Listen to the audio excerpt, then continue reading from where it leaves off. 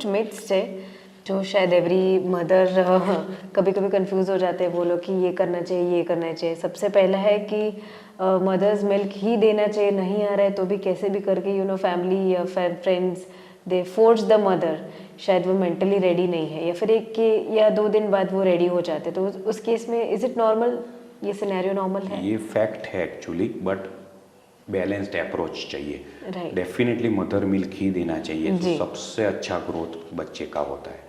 But lot of conditions है जिसमें mother milk नहीं दे पा रहे। अगर डिलीवरी में कॉम्प्लिकेशन हुआ है या सीजेरियन में कॉम्प्लिकेशन हुआ है या मदर बीमार हुई है, तभी भी ब्रेस्ट फीडिंग करा सकते हैं। बट पहले 5-6 दिन में ऊपर का दूध थोड़ा आप डेफिनेटली दे सकते हो अगर मदर मिल्क एडिक्वेट नहीं आ रहा है। तो उसमें साइकोलॉजिकल भी इम्पॉर्टेंट है। मदर को इतना पुश नहीं करोगे क्योंकि ये हार्मोनल है। मदर मिल्क आना is a hormonal, very natural thing, very natural thing. अगर मदर डिप्रेस होगी या पेन होगा उनको, तो डेफिनेटली हार्मोन्स इनहिबिट होंगे और मिल्क नहीं आएगा। सो थोड़ा ऊपर का दूध पहले 5-6 दिन में आप डेफिनेटली दे सकते हो। अगर मदर अचीव कर लेती है एक्सक्लूसिव ब्रेस्ट फीडिंग तो कुछ देने की ज़रूरत नहीं है। बट अगर नहीं होती है तो बच्चे को शुगर कम होते हैं, उनको जॉन्डिस बढ़ता है, क्योंकि यूरिन कम होगा तो जॉन्डिस बढ़ेगा, तो ऊपर का थोड़ा दूध डेफिनेटली देना चाहिए।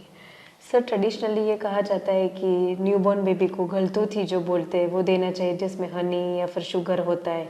सो sir ideally as a pediatrician आपका क्या मानना है कि ऐसा देना चाहिए? क्योंकि कुछ अभी जो न्यू यंगस्टर्स है या फिर हमारी जनरेशन, हमारी पहले वाले, वो अभी बोलते हैं कि नहीं फर्स्ट फूड ये नहीं होना चाहिए apart from breast feeding milk.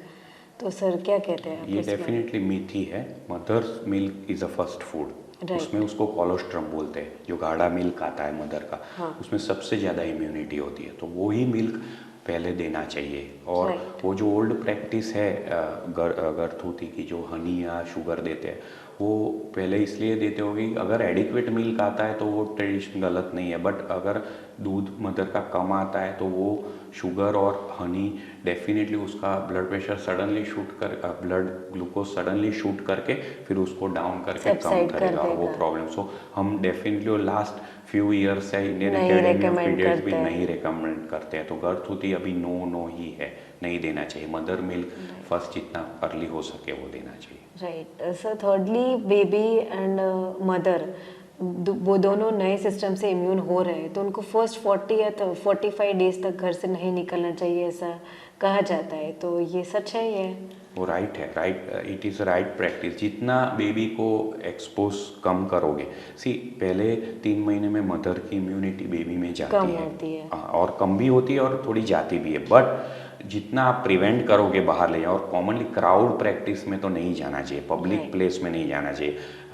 सब एयरबोर्न इन्फेक्शन, कफ, कोल्ड वहीं से होते हैं। सो मॉल्स है, ट्रेन्स है वो, और या पब्लिक गैदरिंग है, मैरिजेस है, सेलिब्रेशन है, उसमें फर्स्ट 40 डेज में बच्चे को नॉट नहीं, जितना नहीं ले जाओ वो अच्छा ही है। Right. A mother can go or mother also should mother not can prefer. Go, mother can go if there is a facilities at home. की मदर जब जाती है तो एक्सप्रेस करके जाती है। कितनी मदर जॉब भी करती है तो वो एक्सप्रेस ब्रेस्ट मिल्क मदर को देते हैं, तो वो जाते। मदर को अगर कफ कोल्ड है तो वो मास्क पहन के कर सकते हो। मदर मिल्क में कोई दिक्कत नहीं है, उसमें कफ कोल्ड नहीं आएगा। Mother can even